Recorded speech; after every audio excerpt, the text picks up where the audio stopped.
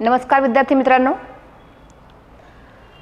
स्पर्धा परीक्षांचा अभ्यास करत असताना आपण जेव्हा MPSC, राज्यसेवा, कंबाईन, ग्रुप बी आणि ग्रुप सी या परीक्षांचा अभ्यास करतो, तर या परीक्षांचा अभ्यास करत असताना आपल्याला सगळ्यात महत्त्वाचं आहे सिलेबस काय आहे तो समजून घेणे, त्याचं वाचन केल्यानंतर तो समजून घेणे आणि त्या पद्धतीने अभ्यास करणे। परीक्षा बरेच जण देतात पण सक्सेस सगळ्या विद्यार्थ्यांना मिळत नाही, कारण बराच वेळा प्री दिल्यानंतर सुद्धा एखाद्या विद्यार्थ्याला जर कंबाईनचा प्रीचा अभ्यासक्रम विचारला तर त्याला तो माहिती नसतो। आता सिलेबस म्हणजे नेमकं काय, तर सिलेबसमध्ये आपल्याला सगळ्यात आधी कंबाईनमध्ये आपल्याला कोणते विषय आहेत, कोणते विषय प्रीमध्ये येतात, कोणते मेन्सला येतात, त्यानंतर इंटरव्ह्यू आपण जी परीक्षा देत आहोत त्या परीक्षेला इंटरव्ह्यू आहे का, इंटरव्ह्यू असेल तर तो किती मार्कांचा आहे, या सगळ्या गोष्टींची सगळ्यात आधी तयारी करणं। बरं, प्री असेल, मेन्स असेल किंवा इंटरव्ह्यू असेल यांची तयारी आपल्याला त्या स्टेजला करायची आहे का, तर बराच वेळा असं होतं की आपण प्री द्यायची आहे आपल्याला किंवा पूर्व परीक्षा द्यायची आहे तर फक्त आपण पूर्व परीक्षेपुरता अभ्यास करतो, पूर्व परीक्षा पास झाल्यानंतर आपण मुख्य परीक्षेचा अभ्यास करू असं आपण गृहीत धरतो आणि मग जर तिकडे क्लिअर झालो आपण तर मग इंटरव्ह्यूची तयारी करू, मुलाखतीची तयारी करू। पण विद्यार्थी मित्रांनो, जोपर्यंत आपण पूर्ण परीक्षेचा एकत्रितरित्या अभ्यास करत नाही तोपर्यंत आपली पूर्व परीक्षा सुद्धा निघणं अवघड असतं। कसं, तर जेव्हा आपण फक्त पूर्व परीक्षेच्या दृष्टीने अभ्यास करतो तेव्हा आपण मुख्य परीक्षेतले जे मुद्दे आहे ते सरळ त्याकडे आपण दुर्लक्ष करतो। आता जर मुख्य परीक्षेत काय विचारत आहे याचा जर आपला अभ्यास असेल तर आपली पूर्व परीक्षा सोप्या पद्धतीने निघेल, हा एक त्यातला मुद्दा आहे महत्त्वाचा। मुख्य परीक्षेचा अभ्यास जर झालेला असेल तर पूर्व परीक्षेचा वेगळा अभ्यास करण्याची गरजच नाही आहे, कारण याचा अर्थ असा होतो की तुमचा प्री आणि मेन्सचा दोन्हींचा अभ्यास झालेला आहे। आता इंटरव्ह्यू जर म्हटलं ग्रुप बी आणि ग्रुप सीच्या बाबतीत, तर इंटरव्ह्यू ग्रुप बीमध्ये फक्त तुम्हाला PSI साठी इंटरव्ह्यू आहे, तिकडे फिजिकलची सुद्धा तयारी करावी लागते, बाकी आपल्याला कुठल्याच परीक्षांना इंटरव्ह्यूला सामोरं जावं लागत नाही मुलाखतीसाठी। तर या सगळ्यांचा अभ्यास आपल्याला करायचा आहे आणि तो आपण करणार आहोत BS एज्युकेशन सोबत, बँकिंग सोल्युशन सोबत, आणि त्यामध्ये तुमच्या सोबत असणार आहे आकार फाउंडेशन, जे तुमचं अकॅडमिक मॅनेजिंग करणार आहे। अकॅडमिक तुमचे जे सगळे सब्जेक्ट्स आहेत बँकिंग सोल्युशनमध्ये, PS मध्ये आकार फाउंडेशन तुमचा सिलेबस जो आहे तो कंप्लीट करणार आहे। आता तो सिलेबस किती दिवसांमध्ये कंप्लीट करणार आहोत आपण, सिलेबस कंप्लीट करायचा म्हणजे फक्त सिलेबस कंप्लीट करायचा की विद्यार्थ्यांना परीक्षाभिमुख त्यांना मार्गदर्शन करता येईल, तर यावर आपण आधी सुरुवातीला थोडं बोलू आणि त्यानंतर आपला जो आजचा विषय आहे त्या विषयाला हात घालू।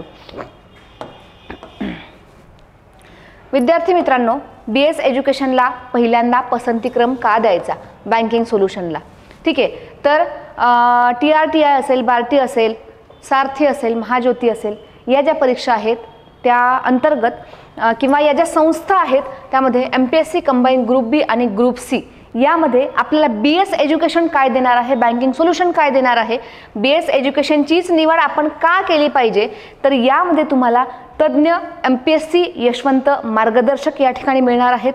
मेन्स कम प्री यांचं अकॅडमिक प्लॅनर, आता हे प्लॅनर फक्त तुमच्याचकडे नसणार आहेत, तर विद्यार्थी मित्रांना हे प्लॅनर देताना हे प्लॅनर आकार फाउंडेशनच्या अकॅडमिक टीमकडे असणार आहेत आणि आकार फाउंडेशनची जी फॅकल्टी असणार आहे, तुम्हाला जो पर्टिक्युलर सब्जेक्ट शिकवणार आहे त्या फॅकल्टीकडे सुद्धा हे प्लॅनर असणार आहे आणि त्या प्लॅनर वाईजच तो सिलेबस कंप्लीट केला जाणार आहे।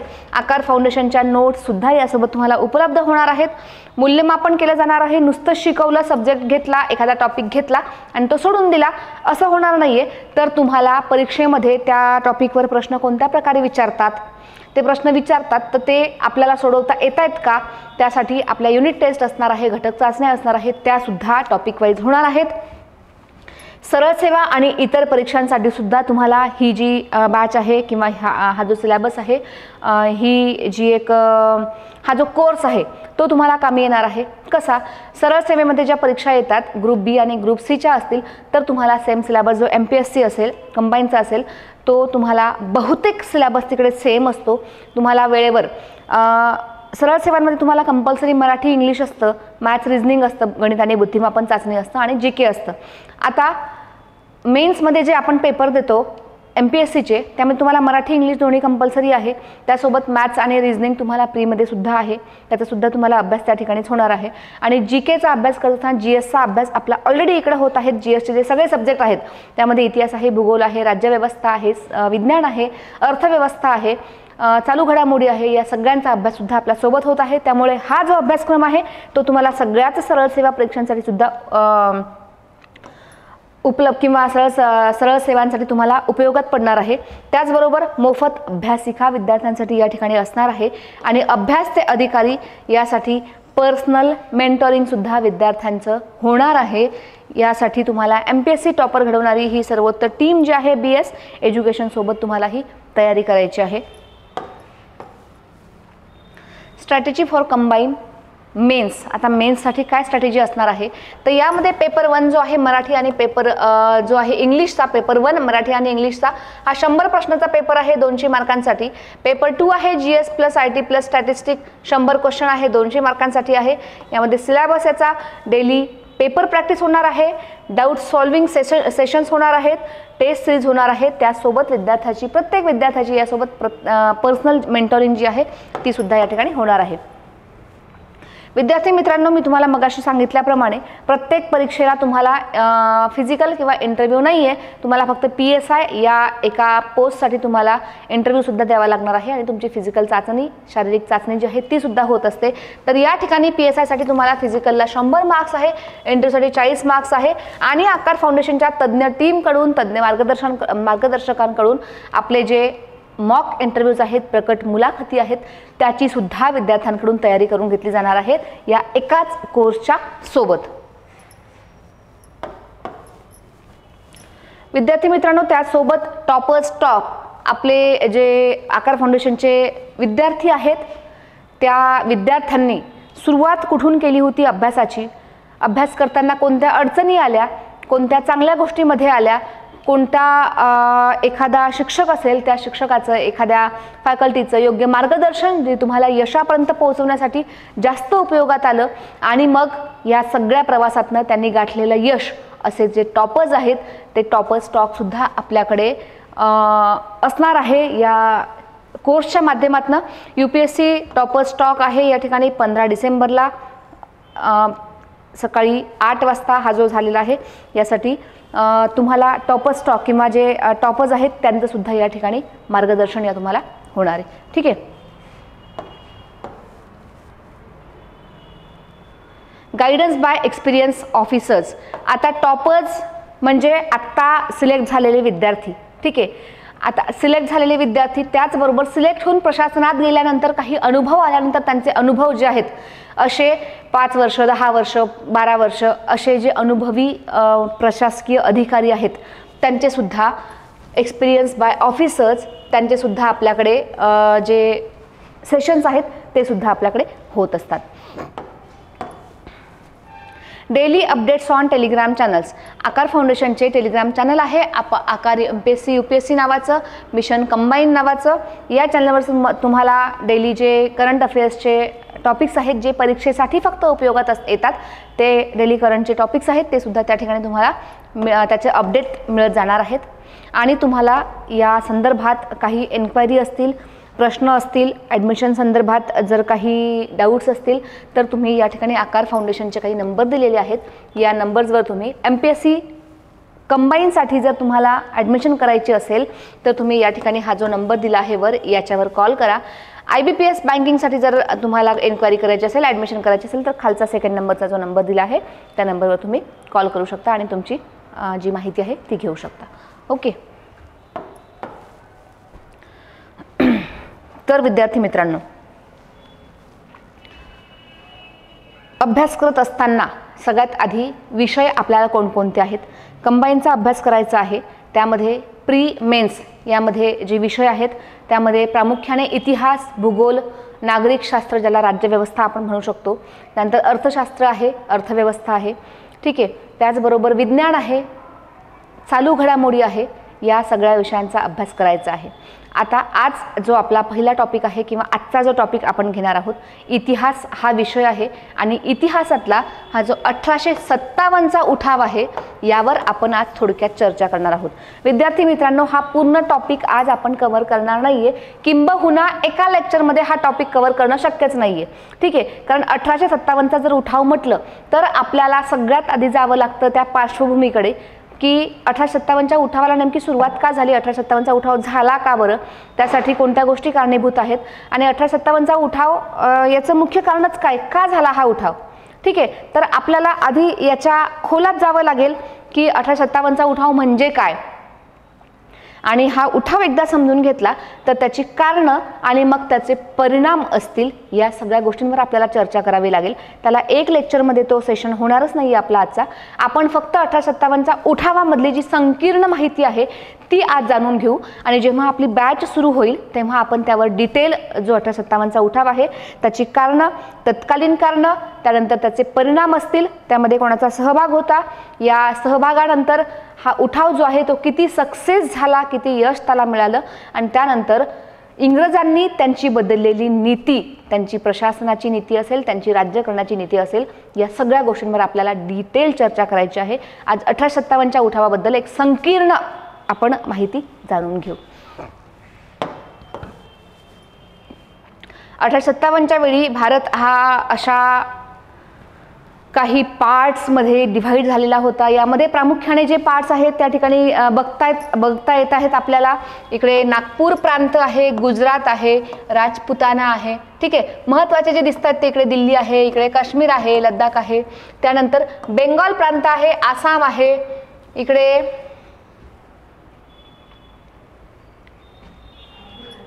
निजाम आहे, इकडे मैसूर आहे, ठीक आहे। हा जो महत्त्वाचा प्रांत आहे, बॉम्बे आहे, इकडे गोवा सुद्धा आहे, मद्रास आहे, पॉंडिचेरी आहे, ठीक आहे। हे जे महत्त्वाचे प्रांत, हा सिंध प्रांत आहे, ठीक आहे।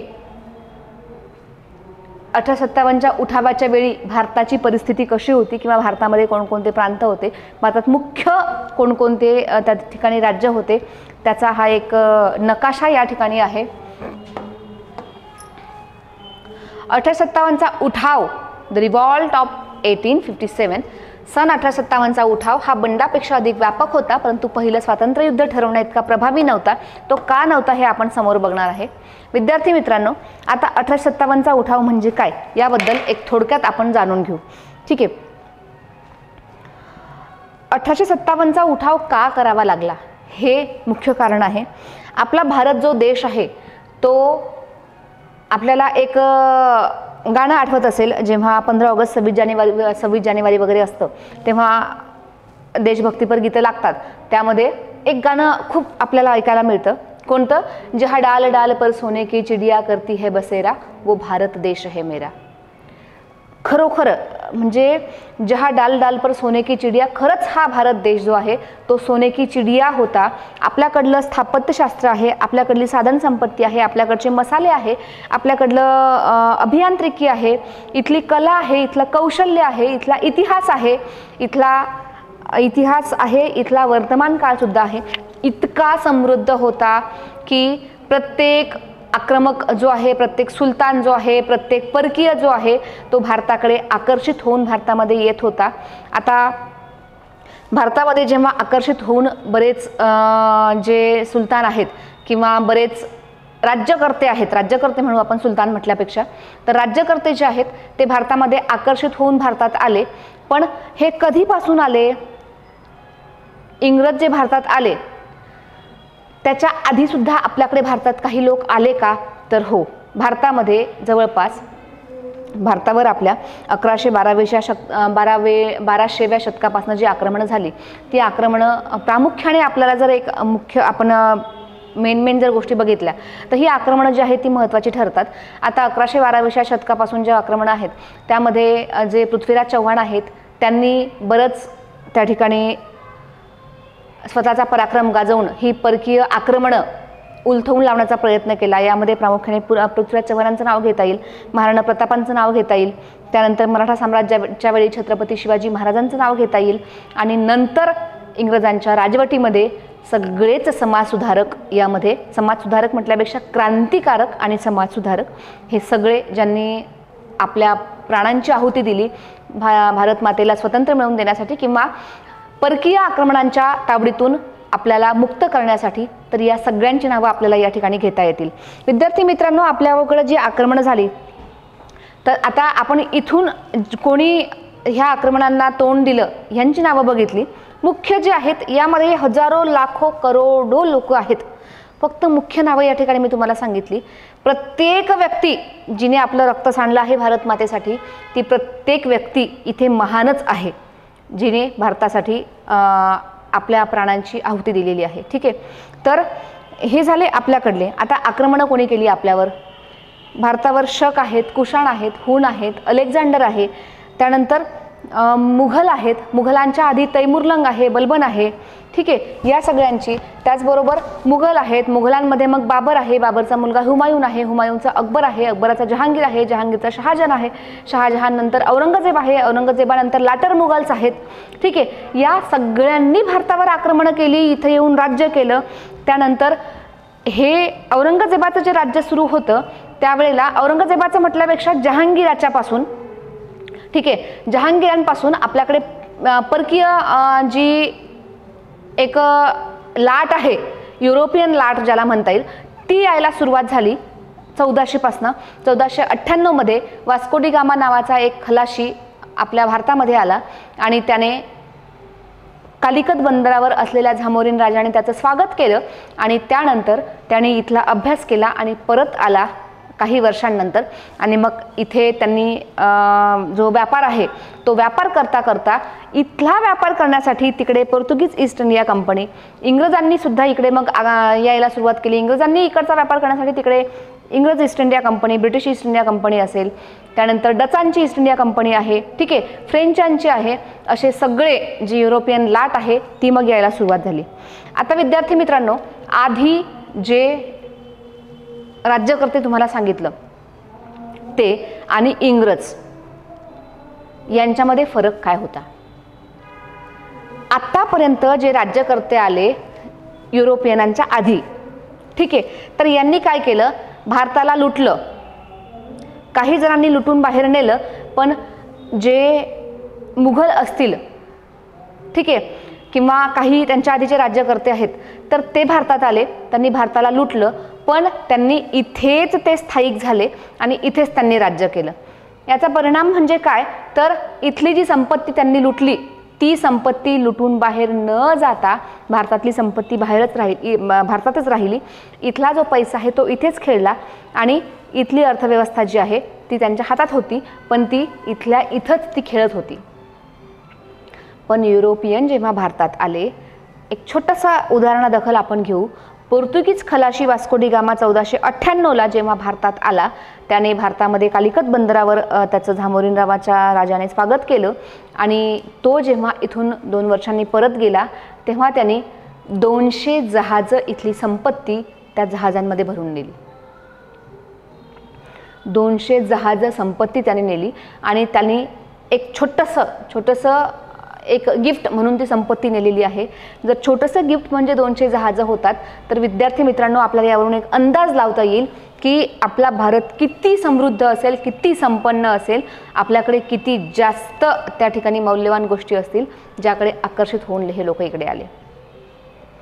तर सांगण्याचं तात्पर्य पुन्हा तेच की इंग्रजांच्या आधी किंवा युरोपियनांच्या आधी भारतामध्ये येणाऱ्या ज्या सत्ता होत्या त्यांनी इथली संपत्ती बाहेर नेली नाही, इथली संपत्ती इथेच राहिली.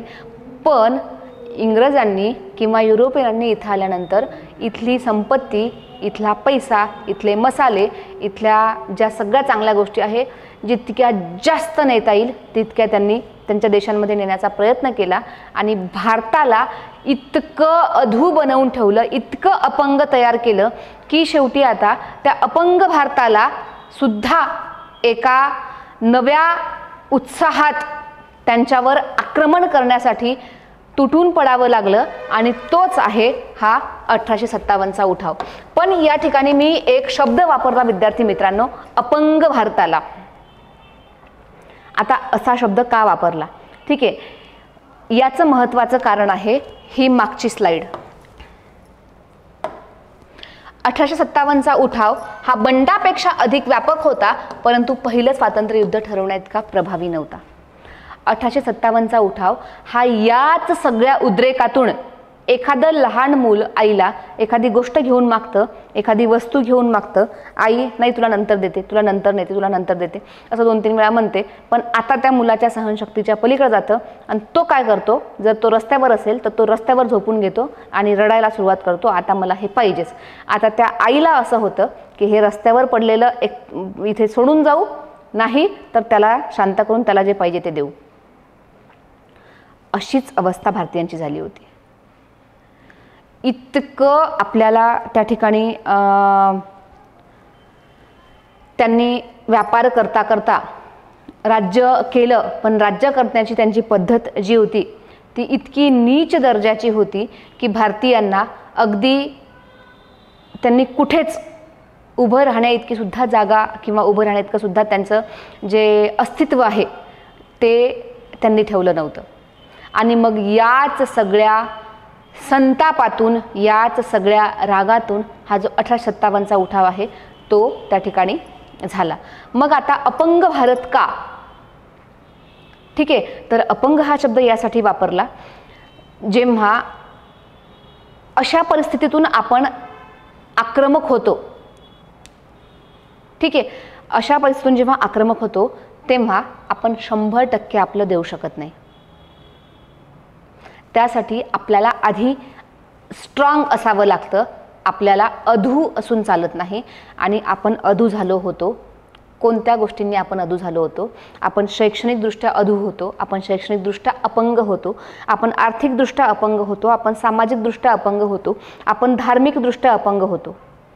या सगळ्याच गोष्टीतून अपंग असताना आपण आक्रमण केलं आणि ते आक्रमण त्यांनी तसंच पलटवलं. कारण सरळ सरळ धडधाकट जर 2 हात 2 पाय असणारा व्यक्ती जर तुमच्यावर चालून येत आहे आणि आपण एका पायाने अपंग आहोत तर आपण त्याला किती वेळ पुरणार आहे याचा एक प्रामाणिक किंवा सरळ सरळ समाजमान्य विचार आपण करू शकतो. अशीच परिस्थिती त्या काळात झाली होती आणि त्या उद्रेकातून हा 1857चा उठाव झाला. पण हा उठाव यशस्वी होऊ शकला नाही, कारण हा बंड जे करतात त्यापेक्षा हा व्यापक होता, परंतु स्वातंत्र्य युद्ध ठरवण्या इतका हा प्रभावी नव्हता. आता त्याची बरीच कारणं आहेत, ती कारणं आपण चर्चा करू. सन 1857चा उठाव हा ब्रिटिश राजवटीतून मुक्त होण्यासाठी दिलेला लढा म्हणून महत्त्वाचा टप्पा. या उठावाने ब्रिटिश साम्राज्याला हादरवून मात्र नक्की सोडलं होतं. आता आपण परत ते आईचं आणि मुलाचं जर उदाहरण घेतलं तर मूल जेव्हा रस्त्यावर झोपलं तेव्हा आईला लाजिरवाणं होतं. आईला सरळ आपले संस्कार आठवतात. हेच का मी दिलेले याला संस्कार की ह्याने रस्त्यावर झोपून घेतलं. आता तिला मेल्याहून मेल्यासारखं होतं आणि ती पटकन उचलते त्याला आणि चल तुला घेऊन देते असं म्हणते. ठीक आहे, एक्झॅक्टली हेच झालं. हा उठाव जरी सक्सेस झाला नाही तरी सुद्धा आता इंग्रजांना माहिती पडलं होतं की हे रस्त्यावर कधीही झोपू शकतं. आपल्या हक्कांसाठी, आपल्या मागण्यासाठी हे आपल्यावर आक्रमण करू शकतात भारतीय, आणि म्हणून त्यांना हादरवून सोडलं होतं. काही काळापुरतं का होईना ब्रिटिश राज्य संपल्याची भावना सुद्धा भारतीयांमध्ये निर्माण झाली होती. त्या मुलाचं जर परत उदाहरण घेतलं तर त्या मुलाला आपली जीत, आपला जो विजय आहे तो वाटत होता आईवर झालेला. ठीक आहे, काही काळापुरतं का त्याला वाटत होतं की आपण जिंकलेलो आहे, आईने फायनली आपल्याला घेऊन दिलं. काही काळापुरतं का होईना ब्रिटिश घाबरले होते आणि म्हणून भारतीयांना आम्ही इतके अपंग असून सुद्धा आम्ही जर तुमच्यावर वार करून तुम्हाला हादरवून सोडतो, जर आम्ही धडताकट झालो तर आम्ही तुम्हाला असंच पळवून लावू शकतो, ही भावना भारतीयांमध्ये निर्माण झाली होती. सैनिकांच्या बंडाने सुरू झालेला हा उठाव लवकरच शेतकरी, संस्थानिक, कारागीर यांच्या सहभागाने उत्तर भारतात व्यापक बनला. त्याची व्यापकता लक्षात घेऊन तत्कालीन काही निरीक्षकांनी त्याला राष्ट्रीय उठाव म्हणून सुद्धा संबोधलं. उठाव म्हणजे ब्रिटिशांच्या वसाहतवादी धोरणाचा परिणाम होता. हे वसाहतवादी धोरण म्हणजे काय, इकडे का शेतकरी, संस्थानिक, कारागीर सगळे मिक्स झाले किंवा सगळे त्यामध्ये सहभागी झाले, यावर आपण अभ्यास करू. 23 जून 1857 याच्या ठीक 100 वर्ष आधी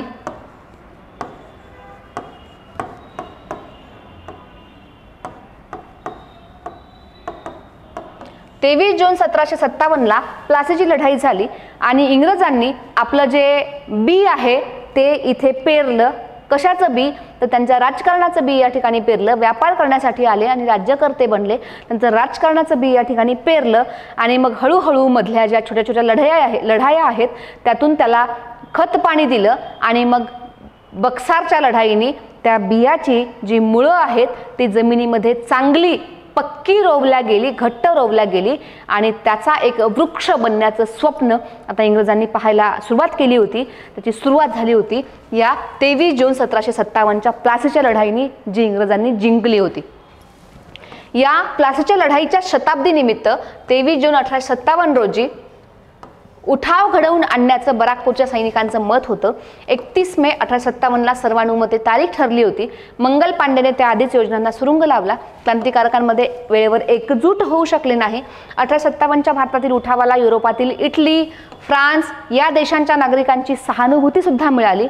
ग्वाल्हेरच्या शिंदेंचा दिवाण सर दिनकरराव व हैदराबादचा निजामाचा दिवाण सालार जंग यांच्या वकिलीमुळे त्यांचे मालक 1857च्या उठावामध्ये बंडखोर न बनता इंग्रजांशी एकनिष्ठ राहिले. ही एक संकीर्ण माहिती आहे, आपण डिटेल बघणार आहोत समोर. या पूर्वी कोणकोणते उठाव झाले आणि त्यातून मग 1857चा उठाव मोठा उठाव झाला. तर यापूर्वी कोणकोणते उठाव झाले? संन्यासांचा बंड झालं, चौरांचा उठाव झाला, भिल्लांचा उठाव, फराजी, वाघेरा, रामोशी, कच्छ हो या लोकांचा उठाव झाला. अहोम, कोल आहे, पागलपंथी आहे, कंधाल आहे, कंधांचा उठाव झाला. त्याबरोबर संथालांचा उठाव झाला. या सगळ्यांचे उठाव 1793 ते 1800च्या दरम्यान पासून ते 1856 पर्यंत हे सगळे उठाव झाले. त्यानंतर 1857चा उठाव झालेला आहे. शेतकऱ्यांचे उठाव झाले आहे, तो निळीसाठी झाला आहे, तितुमीर झालेला आहे. मोपालांचा सुद्धा उठाव झालेला आहे 1859-60च्या दरम्यान, 1882-31च्या दरम्यान, त्याचबरोबर 1782 ते 31च्या दरम्यान आणि 1836 ते 1854च्या दरम्यान. त्यानंतर सैनिकांचे सुद्धा या दरम्यान आधी 1857च्या आधीचे उठाव हे बघत आहे आपण. फक्त याला एक ओव्हरलुक करत आहे, आपल्याला डीपमध्ये हे सेशनमध्ये बघायचं आहे. तर केलोरांचा उठाव झाला, ब्रह्मदेशात न जाण्यासाठी उठाव झालेला आहे. फिरोजपूरचा सैनिकांचे उठाव आहेत हे. 7व्या बेंगॉल कॅव्हलरीचा 64वी रेजिमेंट आहे. 22वी नेव्हल इन्फंट्री यांचं बंड आहे. 66वी नेव्हल इन्फंट्रीचं पुन्हा एकदा बंड झालेला आहे. 38वी नेव्हल इन्फंट्रीचं बंड झालेलं आहे. जगतचंद दातापूर राजाचा उठाव आहे. त्याचबरोबर बेहरामपूर येथील 19वी नेटिव्ह इन्फंट्री आहे. यांनी सैनिकांनी इनफिल्ड बंदूक वापरण्याचं नाकारलं आणि त्यावरून सुद्धा बंड झालेला आहे. त्याचा सुद्धा उठाव झालेला आहे. सगळ्यात महत्त्वाचा टॉपिक आहे 1857च्या उठावाची कारणे. विद्यार्थी मित्रांनो, 1-2 मिनिटांसाठी विचार करा की काय असतील 1857च्या उठावाची कारणं.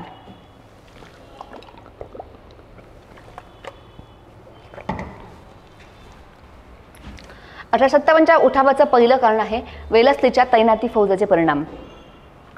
वेलस्ली नावाचा जो गव्हर्नर जनरल होता, या गव्हर्नर जनरलने काय केलं तर एखादा राजा असेल, एखाद्या राज्याची राजवट असेल, त्याचं संस्थान असेल, त्या संस्थानाला परत एकदा अपंग हा शब्द या ठिकाणी मला वापरता येईल, त्यांना तैनाती फौज लावून दिली. तैनाती फौज म्हणजे काय तर एखाद्या संस्थानाला प्रोटेक्शन द्यायचं, संरक्षण द्यायचं. कोणापासून तर भारतात जे इतर सत्ता होत्या, मुघलांची सत्ता होतीच तिकडे, ठीक आहे, लाटर मुघल्स जे होते ते सुरू झाले होते. त्यानंतर फ्रेंच आहेत, डच आहेत, ह्या सुद्धा छोट्या मोठ्या संस्था होत्या. हे तर यांची सुद्धा युद्ध किंवा यांची आक्रमणं व्हायची. तर त्यांच्यापासून इथल्या एखाद्या पर्टिक्युलर राजाला संरक्षण द्यायचं. संरक्षण देण्यासाठी हे जे सैनिक होते ते सैनिक होते इंग्रजी. राजा होता भारतीय. या राजाच्या बाजूनी राजाची प्रजा होती, ती प्रजा सुद्धा भारतीय. या प्रजेने सुद्धा लढायचं नाही, ठीक आहे. ही जी प्रजा आहे या प्रजेने सुद्धा लढायचं नाही, कारण हिला संरक्षण द्यायला दुसरी या ठिकाणी कवर आहे पुन्हा, ठीक आहे. कोणती प्रजा आहे ती इंग्रजी सैनिक आहे जे कवर देत आहेत, जे त्यांना संरक्षण देत आहेत. आता राजा भारतीय आहे या ठिकाणी, प्रजा सुद्धा भारतीय आहे, पण प्रजेला सुद्धा लढायची गरज नाहीये. सैनिक जे आहेत कोणते? कव्हर देणारे हे इंग्रजी आहे. आता या इंग्रजी सैनिकांना खायला कोण देणार? ठीक आहे, आपल्या जर साध्या सरळ भाषेत बोललं तर यांचं पालन पोषण कोण करणार? सैनिक कोणाचे आहेत? इंग्रजांचे आहेत. काम कोणासाठी करतायत? भारतीय राजासाठी करतायत. मग यांचं पोट कोण भरणार? तर भारतीय जे संस्थान आहे, जो राजा आहे तो. यांचा खर्च कोण करणार? भारतीय. प्लस या इंग्रजांनी सैन्य दिलं म्हणून इंग्रजांना सुद्धा तुम्हाला पर्टिक्युलर एक अमाऊंट द्यावी लागणार आहे. आम्ही तुम्हाला सैन्य दिलं, सैन्याचं पालन पोषण तुम्ही करायचं, पण त्या बदल्यात पर्टिक्युलर एक 3 लाख 4 लाख अशी अमाऊंट द्यायची. ती वार्षिक चेंज होईल. ठीक आहे.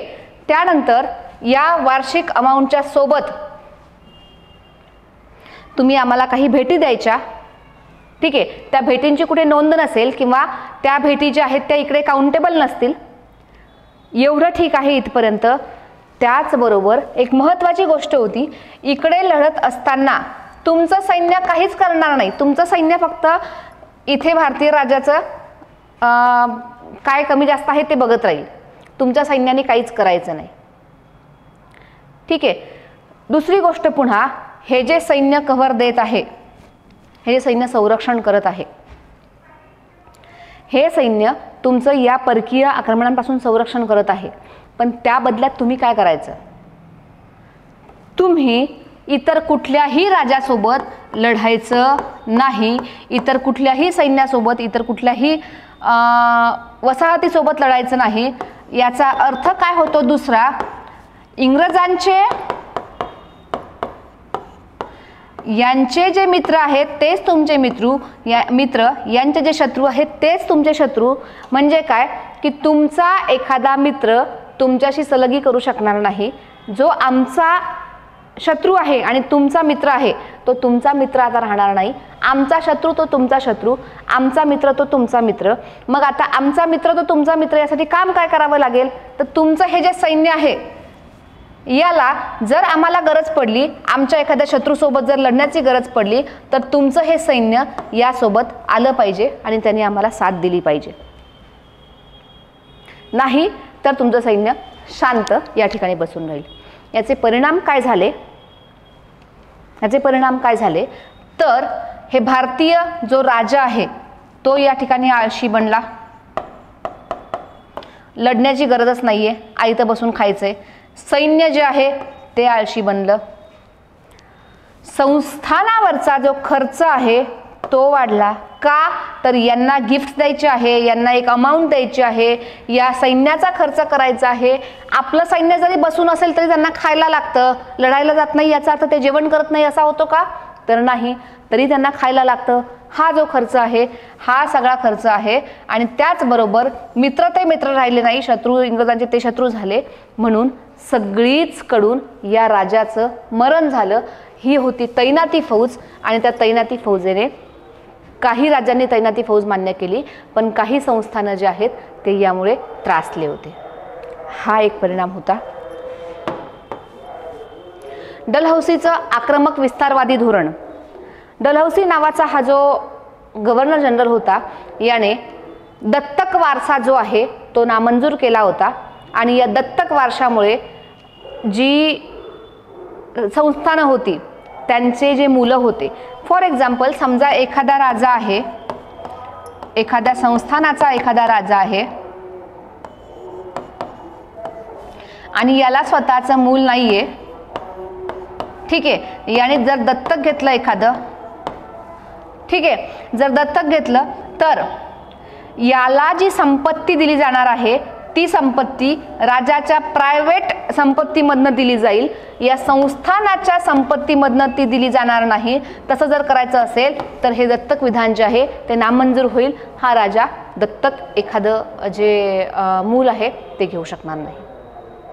दत्तक वारसा नामंजूर. ठीक आहे. आणि हे जे आक्रमक धोरण होतं डलहौसीचं, याचा एक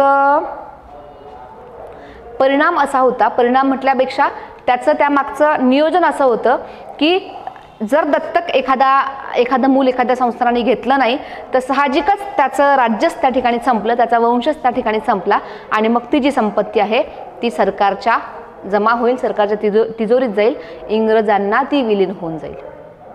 आलं लक्षात? सरकार कोण आहे? इंग्रजी सरकार आहे. सामाजिक कारणं काय आहेत? सामाजिक कारणांमध्ये सती प्रथा आहे,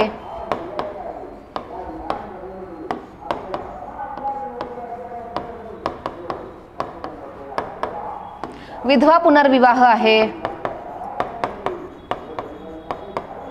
बालविवाह आहे. अशा ज्या प्रथा आहेत त्या इंग्रजांनी बंद केल्या होत्या.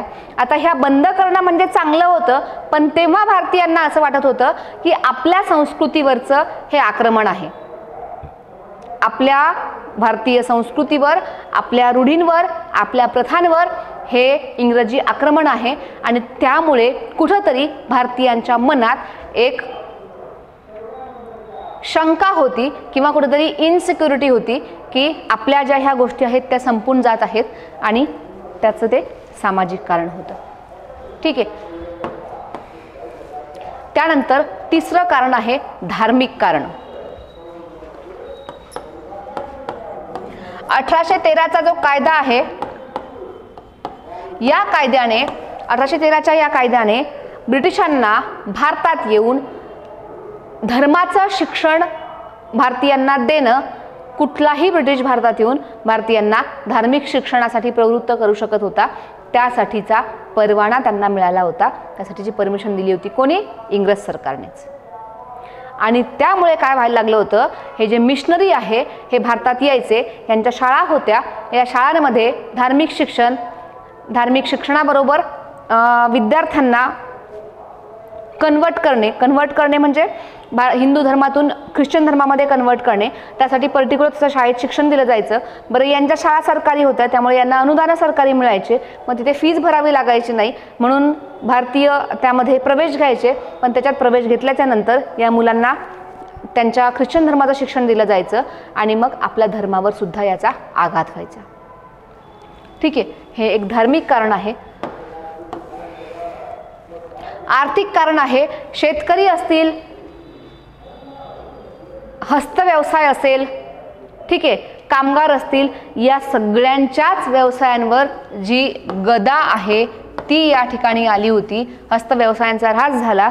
सरळ जर एक छोटंसं उदाहरण घेतलं तर भारतामध्ये जी टॅक्सेशन पद्धती सुरू केलेली होती, या टॅक्सेशन पद्धतीमध्ये कायमधारा पद्धत आहे, महालवारी पद्धत आहे, या पद्धतींमध्ये इतके टॅक्स घेतले जायचे भारतीयांकडून की त्यांच्या खाण्याचे आणि राहण्याचे वांदे व्हायचे.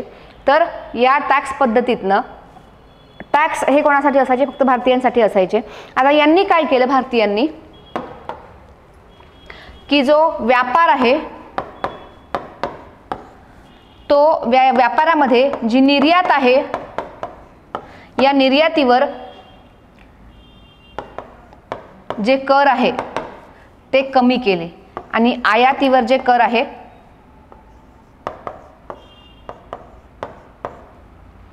ते वाढवले. पण ते कुठले वाढवले? आयातीवरचे कर इतर देशांमधले वाढवले, पण जर ही आयात ब्रिटनमधून होत असेल तर ते कर मात्र कमी होते. आणि निर्यातीवरचे कर कमी केले, पण निर्यातीवरचे कर फक्त कोणत्या गोष्टींवरचे कमी केले की ज्याचा त्यांना ब्रिटनमध्ये नेऊन फायदा होणार आहे त्या गोष्टींवरचे फक्त कर कमी केले. फॉर एक्झाम्पल कापसाचं इथे उत्पादन घेऊन, कारण त्यांच्याकडे ऑलरेडी औद्योगिक क्रांती झाली होती आणि त्यातून त्यांच्याकडे मशिनरीज आहेत, त्यांच्याकडे उद्योगधंदा आहे, या सगळ्या गोष्टींना सुरुवात झाली होती. आणि म्हणून मग जर कापूस इथून नेला तर त्यांच्याकडे मशीनमध्ये तयार कापड करून आणायचं आणि इकडे मग ते विकायचं. आता अशा वेळी जर एखादा व्यक्ती इकडे चरख्यावर एखादं कापड शिवत आहे, चरख्यावर धागा करून ते कापड जर हाताने शिवत आहे तर त्याला जितका वेळ लागतो त्यापेक्षा तेवढ्या वेळात तर मशीनमधून यांचे हजारो कपडे तयार व्हायचे आणि ते स्वस्तही असायचे कारण त्यामागे खर्चही खूप नसायचा. ठीक आहे, तर अशा वेळी प्रत्येक व्यक्ती भारतीय का असेना आपल्याला परवडणार काय, कारण तसंच आपण आर्थिकदृष्ट्या सुद्धा आपण कमजोर झालो होतो, कमकुवत झालो होतो आणि म्हणून आर्थिकदृष्ट्या सुद्धा कमजोर झाल्याच्या नंतर आपण विचार केला की आपण इंग्रजांचं जे कापड आहे तयार झालेलं ते आपण विकत घेऊ शकतो. ठीक आहे. आणि त्यामुळे हे जे हस्तव्यवसाय आहे त्या हस्तव्यवसायांचा मात्र ऱ्हास झाला. लष्करी कारण हे खूप जास्त महत्त्वाचं कारण आहे आणि एक तत्कालीन कारण सुद्धा म्हणता येईल 1857च्या उठावाचं. खूप जास्त म्हणजे आतापर्यंतचे सुद्धा जे कारण आहेत ते तितकेच महत्त्वाचे होते, पण हे एक तत्कालीन कारण म्हणता येईल, त्यावेळेचं एक महत्त्वाचं कारण म्हणता येईल.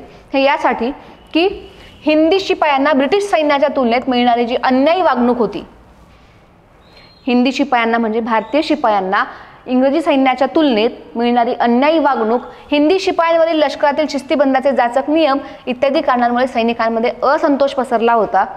शिपायांची धार्मिक कारणे सुद्धा होती.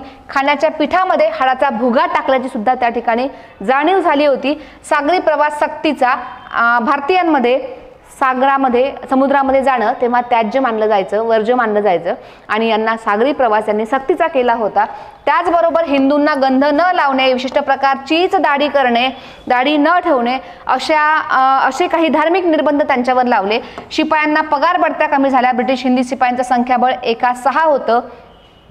ब्रिटिश शिपाई 1 असेल तर हिंदी सैन्य 6 इतकं होतं आणि शिपायांना पगार बढत्या नव्हत्या. जर इंग्रजी शिपायाचा पगार 10,000 असेल तर भारतीय शिपायाचा पगार 2,000 होता. इतकी तफावत होती आणि त्यामुळे या सैनिकांना सुद्धा हे आपल्या वर अन्याय आहे असं वाटत होतं आणि त्यामुळे लष्करी कारण सुद्धा त्या ठिकाणी होतं 1857चा उठाव होण्याच्या मागचं. आणि त्यातल्या त्यात अजून महत्त्वाचं आहे तत्कालीन कारण. सांगता येईल का तुम्हाला विद्यार्थी मित्रांनो की 1857च्या उठावाचं तत्कालीन कारण काय होतं? तत्कालीन म्हणजे परफेक्ट त्यावेळेचं कारण काय होतं?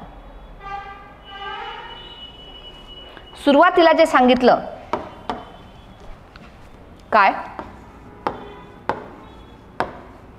23 जून 1757ला झालेली प्लासीची लढाई आणि या प्लासीच्या लढाईच्या शताब्दी निमित्त होणार 23 जूनला 1857ला हा उठाव होणार होता. ठीक आहे. हे सगळं ठरलेलं होतं.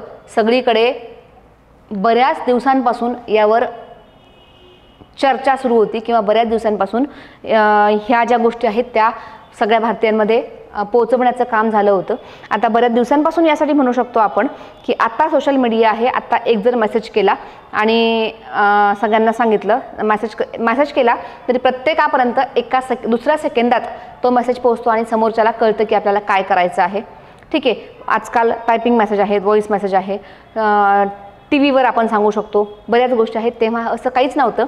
तेव्हा व्यक्तिशः त्या ठिकाणी जाऊन निरोप द्यावा लागायचा. व्यक्तिशः जाताना मध्ये येणाऱ्या अडचणी, ऊन वारा पाऊस या गोष्टी नैसर्गिक तर आहेच, पण सगळ्यात मोठी जी आपत्ती आहे ती या इंग्रजांची आपत्ती होती. कुठेही पकडला गेलं तर सरळ बंदुकीने मारून टाकायचं. ठीक आहे. एवढ्या सगळ्यांमधून वाचून त्या ठिकाणी बातमी पोहोचवणं ही काही साधी सरळ गोष्ट नव्हती.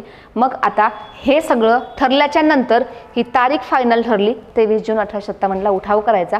आणि त्याआधीच काय झालं तर त्याआधीच महिनाभर आधीच मंगल पांडे नावाचा एक सैनिक आहे. या सैनिकाला त्याच्या छावणीमध्ये किंवा त्याच्या तंबूमध्ये म्हणता येईल, सैनिकांचे जे तंबू असतात ना त्या तंबूमध्ये त्याचं पाण्याचा एक असा भांडं ठेवलेलं होतं त्याचं त्या पाण्याचं. तिथे एक दुसरा सैनिक आला आणि त्यांनी पाणी मागितलं. त्यांनी पाणी मागितल्याच्या नंतर मंगल पांडेंनी त्याला अस्पृश्य म्हणून त्याला हिणवलं आणि त्याला सांगितलं की तुला जर मी पाणी दिलं तर माझं पाणी त्या ठिकाणी खराब होईल किंवा ते पाणी माझं बाटलं जाईल. तर त्यांनी त्याला पाणी दिलं नाही. तेव्हा तो अस्पृश्य सैनिक जो होता तो चिडला. त्याने सांगितलं मी हात लावणे तुझं पाणी जर बाटणार असेल तर तोंडाने तुझी काडतुसं काढतो बंदुकीची.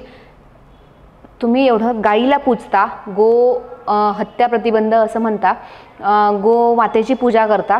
ठीक आहे. आणि त्याच गायींच्या चरबीची जी चरबी आहे ती काडतुसांना लावलेली असते आणि ज्यावेळी ती बंदूक चालवायची असते तेव्हा ती काडतुसं जी आहे ती तोंडाने तोडावी लागतात.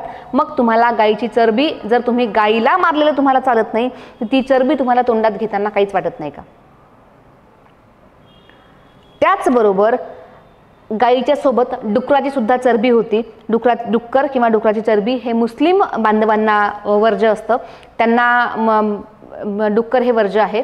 तर गाईची आणि डुकराची चरबी लावलेली काडतुसं तुम्ही तोंडाने तोडता, त्याचं जे आवरण आहे, त्याचं जे कव्हर आहे ते तोंडाने काढता, तेव्हा तुमचा धर्म बाटला जात नाही का? अस्पृश्यांनी हात लावल्याच्या नंतर तुमचा धर्म बाटतो, तर गाईची आणि डुकराची चरबी तोंडाने काढल्यानंतर तुमचा धर्म बाटत नाही का? असं जेव्हा तो एक सैनिक विचारतो तेव्हा मंगल पांडेचा संताप अनावर होतो आणि तो ही जी तारीख आहे ती ठरलेली सगळं विसरून जातो आणि सरळ सरळ तो बंदूक घेतो आणि इंग्रजांवर गोळ्या झाडायला सुरुवात करतो.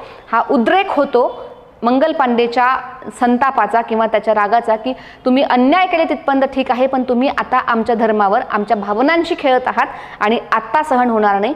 आणि मग हा जो उठाव आहे तो महिनाभर आधीच सुरू होतो. ठीक आहे. आता 1857च्या उठावाचं तत्कालीन जर कारण म्हटलं तर गाईची आणि डुकराची चरबी लावलेली काडतूस प्रकरण असं या ठिकाणी आपल्याला कारण सांगता येईल. प्रशासकीय कारणं. प्रशासकीय कारणांमध्ये भारतीयांना कमी दर्जाच्या, कमी अधिकाराच्या नोकऱ्या देणं, इंग्रजांना साहजिकच इंग्रजांना जास्त अधिकार पदावर, आणि त्यातल्या त्यात पुन्हा फोडा आणि राज्य करा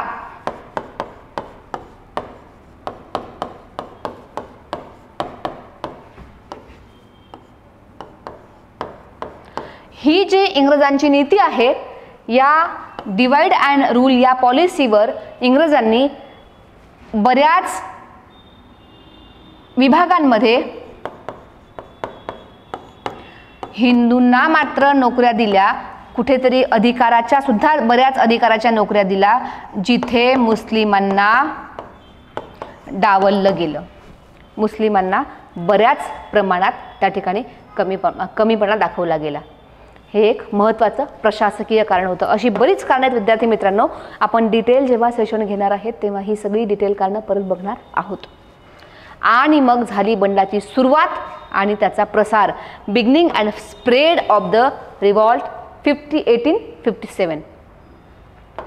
काय घटना घडली तर 23 जून 1857च्या प्लासीच्या लढाईच्या शताब्दीनिमित्त, 23 जून 1757च्या प्लासीच्या लढाईच्या निमित्त शताब्दीनिमित्त 1857 रोजी उठाव घडवून आणायचा असं बराकपूरच्या सैनिकांचं मत होतं.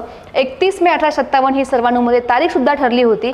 मंगल पांडे त्या आधीच योजनांना सुरुंग लावला आणि क्रांतिकारकांमध्ये वेळेवर एकजूट होऊ शकली नाही. कारण महिनाभरानंतर जर पेपर आहे आणि तुम्हाला जर एक महिना आधीच अचानक पेपर जर हातात दिला तर आपला किती अभ्यास झालेला असेल हे प्रत्येकाला आपलं माहिती असतं. तशीच कंडिशन इथे झालेली आहे. महिनाभर आधीच मंगल पांडेंनी योजनांना सुरुंग लावला, उठाव सुरू केला. या उठावाच्या भारतातील 1857च्या उठावाच्या भारतातील उठावाला युरोपातील इटली आणि फ्रान्स या देशांच्या नागरिकांची सहानुभूती होती. ग्वाल्हेरचा शिंदेचा दिवाण दिनकरराव, हैदराबादचा निजामाचा दिवाण सालारजंग यांच्या वकिलीमुळे त्यांचे मालक 1857च्या उठावात बंडखोर न बनता इंग्रजांशी ते एकनिष्ठ राहिले. उत्तर भारतामध्ये आता हे उठाव कुठं कुठं झाले एक ओव्हरलुक करू. आपण जेव्हा सेशन घेणार आहोत तेव्हा त्यामध्ये डिटेल परत एकदा बघणार आहोत. फक्त ओव्हरलुक करू कुठे कुठे उठाव झाला. उत्तर भारतामध्ये उठाव झाला, मात्र त्याआधीच 31 मे 1857 मध्ये उठावाची तारीख ठरली. मंगल पांडेने मेजर ह्युसन या ब्रिटिश अधिकाऱ्यावर गोळ्या झाडल्या आणि त्याची तोफ डागली. 8 एप्रिल 1857ला मंगल पांडेला फाशी देण्यात आली आणि त्याचा परिणाम म्हणून क्रांती युद्धाच्या नियोजित तारखेपूर्वीच या उठावाची ठिणगी पडली. 10 मे 1857 मिरत या ठिकाणी छावणीत सैनिकांनी उठाव केला. 11 मे 1857 रोजी क्रांतिकारी मिरतहून 30 मैलावर असलेल्या दिल्ली या ठिकाणी आले. मग दिल्लीमध्ये उठाव झाला. 1857च्या उठावात दिल्ली हे क्रांतिकारकांचं मुख्य केंद्र होतं.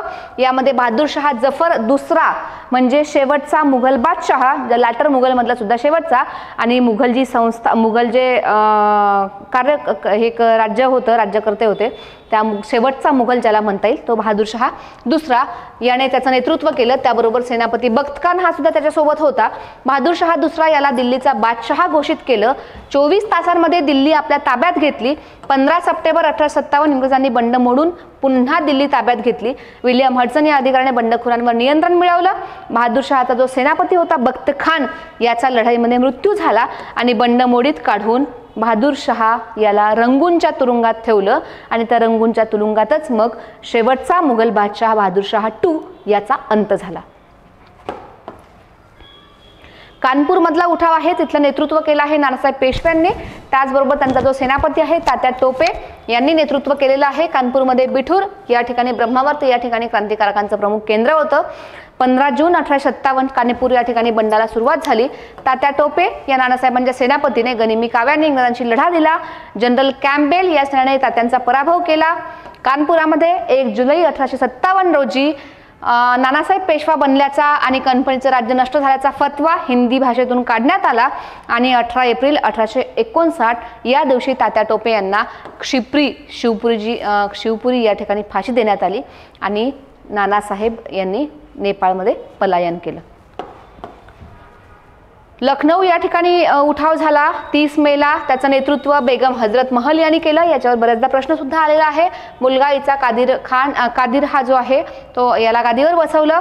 ओट्रम आणि हावलॉक या सेनानींनी या सेनांच्या कर्तृत्वामुळे हा उठाव सुद्धा मोडीत काढण्यात आला.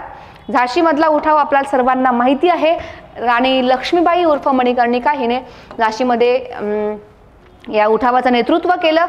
सर ह्यू रोजने झाशीचा पडाव केल्याने राणी लक्ष्मीबाई कालपी या ठिकाणी ह्यू रोज याने लक्ष्मीबाई तात्या टोपे यांना यासोबत युद्ध केलं. तात्या टोपे आणि लक्ष्मीबाई यांना ग्वालियर सुद्धा जिंकलं होतं. ह्यू रोज बरोबरच्या लढाईत मात्र 23 वर्षीय राणी लक्ष्मीबाई ग्वाल्हेर या ठिकाणी धारातीर्थी पडली आणि 20 जून 1858 रोजी झाशी आणि ग्वाल्हेर हे इंग्रजांच्या ताब्यात आलं.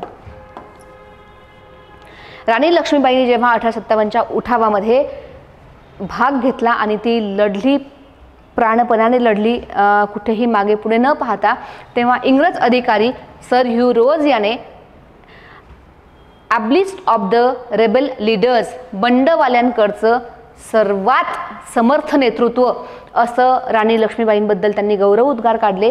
त्याचबरोबर स्वातंत्र्यवीर सावरकरांनी झाशीची राणी लक्ष्मीबाई यांच्याबद्दल काय म्हटलं तर 1857च्या स्वातंत्र्य समरातील अग्निकल्लोळाची शेवटची ज्वाला असे गौरव उद्गार या लक्ष्मीबाईबद्दल स्वातंत्र्यवीर सावरकरांनी काढलेले आहेत. त्यानंतर जगदीशपूर आहे. इथलं नेतृत्व जगदीशपूरचा 80 वर्षाचा वृद्ध जमीनदार राणा कुंवरसिंग यांनी केलेलं आहे.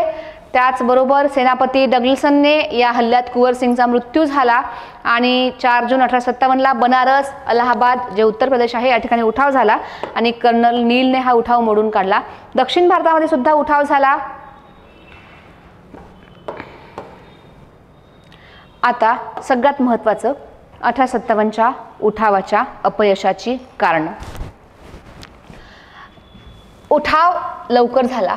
या उठावामध्ये ऐक्य नव्हतं, एकता नव्हती.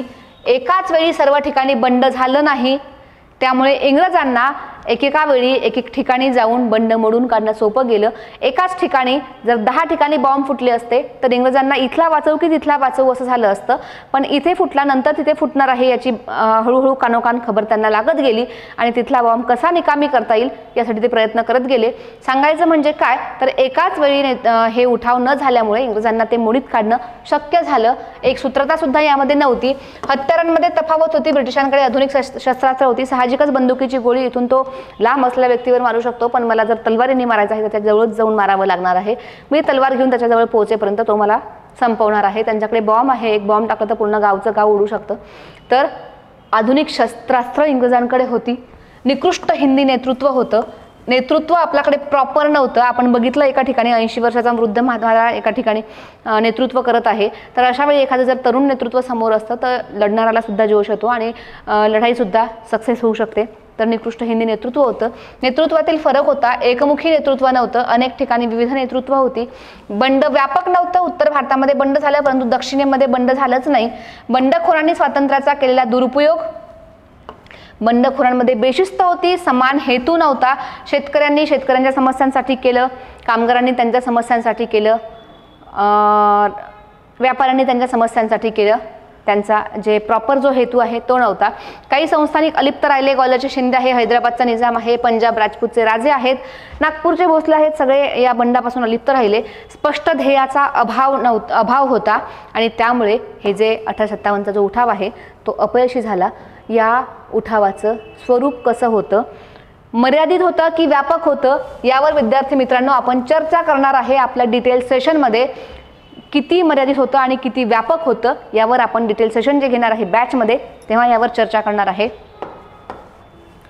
याची व्याप्ती कुठपर्यंत होती, हे धर्मयुद्ध याला म्हणता येईल का, 1857चा उठाव जो झाला त्याला धर्मयुद्ध म्हणता येईल का की नाही, यावर सुद्धा आपण चर्चा करणार आहोत. राष्ट्रीय स्वातंत्र्य लढा होता की नव्हता, हे जे 1857चं युद्ध झालं आपण बघितलं की उत्तरेत मात्र हा लढा झाला पण दक्षिणेत मात्र झाला नाही. मग जर लढा भारतात झाला तर यामध्ये संपूर्ण भारत सहभागी व्हायला पाहिजे होता का, जर झाला असता तर त्याला राष्ट्रीय युद्ध म्हटलं गेलं असतं का, जर झाला नाहीये तर त्याला राष्ट्रीय युद्ध म्हणता येणार नाही का, यावर सुद्धा आपण बॅचमध्ये जेव्हा विषय घेणार आहे हिस्ट्री 1857चा उठाव तेव्हा यावर डिटेल चर्चा करणार आहोत. सुनियोजित की आकस्मिक हा जो उठाव आहे तो नियोजित होता की अचानक झाला, यावर सुद्धा आपल्याला चर्चा करायची आहे. आणि या उठावाचे परिणाम काय झाले, 1857च्या उठावाचे परिणाम काय झाले, तर 1857च्या उठावाच्या नंतर 1858 मध्ये राणीच्या जाहीरनाम्यानुसार कंपनी राजवटीची भारतातली अखेर झाली. भारतात काम करणारी ब्रिटनमध्ये स्थापन झालेली ब्रिटिश ईस्ट इंडिया कंपनी हिची अखेर झाली. ती सत्ता आता सरळ ब्रिटनच्या हातात गेली, कंपनीच्या हातात सत्ता राहिली नाही. 1 नोव्हेंबर 1858ला अलाहाबाद दरबारामध्ये लॉर्ड कॅनिंग याने राणी व्हिक्टोरियाचा जाहीरनामा घोषित केला. त्यानुसार भारतातील कंपनीची राजवट बरखास्त करून भारतातील कारभार जो आहे तो राणीच्या वतीने पाहिला जाईल आणि असे घोषित केले. त्याचबरोबर आता सुरुवातीला जे गव्हर्नर होते ते नंतर गव्हर्नर जनरल झाले होते आणि तेच गव्हर्नर जनरल आता भारतामध्ये व्हॉइसरॉय म्हणून काम करणार होते. कंपनीकडून नव्हे तर डायरेक्ट इंग्रज सरकारकडून राणीच्या वतीने आता हा कारभार पाहिला जाणार होता. या जाहीरनाम्यानुसार काय होतं, या जाहीरनाम्यामध्ये आता इथे इंग्रजांनी थोडंसं नमतं घेतलेलं आहे स्वतःचं राज्य सुरक्षित ठेवण्यासाठी, स्वतःची सत्ता इथे सुरक्षित ठेवण्यासाठी. कसं नमतं घेतलेलं आहे तर वंश, धर्म, जात, जन्मस्थान यावरून भारतीयामध्ये भेदभाव न करता शासकीय नोकऱ्या देताना गुणवत्ता हाच निकष राहील असं राणीने जाहीर केलं. पूर्वी बोर्ड ऑफ कंट्रोल आणि बोर्ड ऑफ डायरेक्टर्सची मंडळ बरखास्त करून त्यांच्या जागी भारत मंत्री आणि त्यांचं मंत्रिमंडळ यांची निर्मिती केली. लॉर्ड कॅनिंग हा भारताचा पहिला व्हॉइसरॉय तर लॉर्ड स्टॅनले हा भारताचा पहिला भारत मंत्री होता. भारतातील कोणतंही संस्थान यापुढे खालसा केलं जाणार नाही अशी हमी देण्यात आली. आणि या टॉपिकवर विद्यार्थी मित्रांनो जसं सुरुवातीला म्हटलं की आपल्याला जो अभ्यास करू आपण त्या अभ्यासावर आपल्याला चिंतनही करायचं आहे आणि त्यानुसार आपला किती अभ्यास झाला याचं परीक्षणही करायचं आहे. तर या टॉपिकवर आलेले प्रश्न आहेत.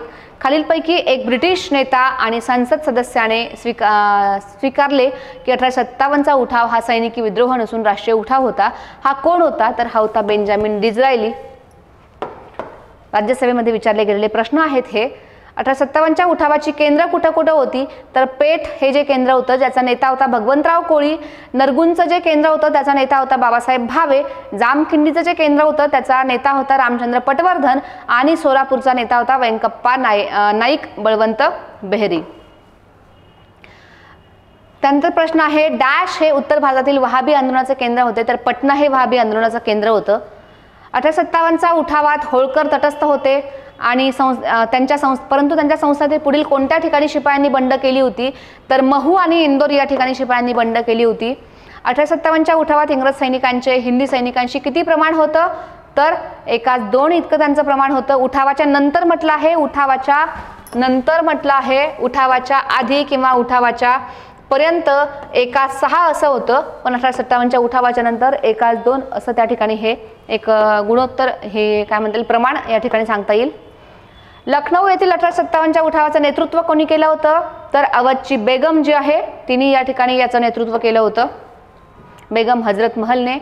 1857च्या उठावात क्रांतिकारकांच्या जोरदार हल्ल्याने जखमी होऊन कोणत्या ब्रिटिश रेसिडेंटचा मृत्यू झाला होता तर हेनरी लॉरेन्स या ब्रिटिश अधिकाऱ्याचा मृत्यू त्या ठिकाणी झाला होता. आणि उठाव आपण सुरुवातीला बघितले कोळ्यांचा असेल, पागलपंथीयांचा असेल, भिल्लांचा असेल, फरेजींचा असेल तर कधी कधी झाले तर भिल्लांचा उठाव 1817ला झालेला आहे, पागलपंथीयांचा उठाव 1825 मध्ये झालेला आहे, कोळ्यांचा उठाव झालेला आहे 1829ला आणि फरेजी उठाव झालेला आहे 1838ला. ब्रिटिश ईस्ट इंडिया कंपनीची भारतातील व्यापार विषयक मक्तेदारी कोणत्या कायद्याने संपुष्टात आली? तर 1813च्या या सनदी कायद्याने ब्रिटिश ईस्ट इंडिया कंपनीची भारतातील व्यापार विषयक मक्तेदारी संपुष्टात आली होती. आणि विद्यार्थी मित्रांनो, अशा प्रकारे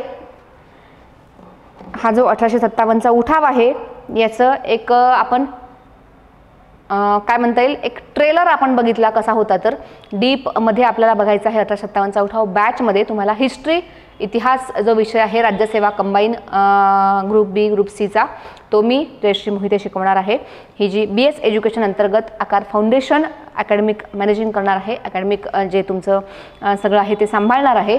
आणि त्यातलंच आपलं हे लेक्चर होतं आज इतिहासाचं. आणि तुम्हाला जर काही अडचणी असतील, ॲडमिशन करायचे असेल, ॲडमिशन याच्या सुरू आहेत सध्या, कंबाईनच्या ॲडमिशनसाठी या नंबरवर कॉल करा. त्याचबरोबर IBPS बँकिंगसाठी या नंबरवर तुम्ही कॉल करू शकता. आकार फाउंडेशनचं www.akarfoundation.org ही वेबसाईट आहे. यूट्यूब प्लॅटफॉर्म आहे, आकार फाउंडेशन नावाचा टेलिग्राम चॅनल आहे, आकार UPSC MPSC नावाचं फेसबुक पेज आहे आकार फाउंडेशन नावाने, आणि इन्स्टा ID सुद्धा आहे आकार UPSC MPSC नावाने. तर इथे सुद्धा तुम्ही या ठिकाणी विजिट करू शकता, या ठिकाणी जॉईन करू शकता. इकडे सुद्धा तुम्हाला नवीन नवीन जे नोटिफिकेशन्स आहेत ते दिसत असतात. आणि BS एज्युकेशनमध्ये तुम्ही ॲडमिशन करू शकता या सगळ्या परीक्षांच्या तयारीसाठी. त्यासाठी तुम्हाला खूप शुभेच्छा. थँक्यू.